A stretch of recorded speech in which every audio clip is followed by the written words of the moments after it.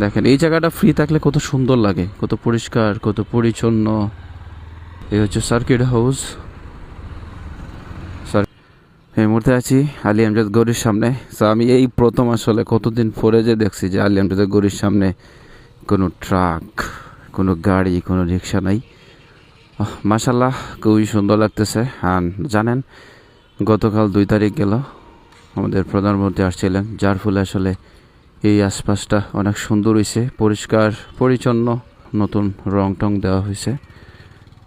এই যে আশপাশটা, তাছাড়া এদিকে গার্ডটা দেখুন কত পরিষ্কার হয়েছে,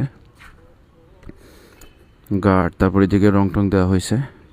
অ্যান্ড মাশাল্লাহ এখন সেই লেভেলের পরিষ্কার পরিচ্ছন্ন, বা নদীর পাড়ে কিন্তু পরিষ্কার, ময়লা টলা নাই। এই যে গাছের রং দেওয়া হয়েছে। সো এমন একটা পরিবেশ দেখে ভালোই লাগতেছে, তবে এরকম থাকবে না। কালকে দেখবেন এসে আসলে এখানে অবৈধ পার্কিং, ট্রাক রাখবে, রিক্সা রাখবে, এটা সেটা। এই যে অলরেডি এদিকে রেখেই দিছে, হচ্ছে সমস্যা। চলেন একটু সামন থেকে ঘুরে আসি। এই হচ্ছে সার্কিট হাউস। পুরা সাইডটা আসলে পুরা শহরটাই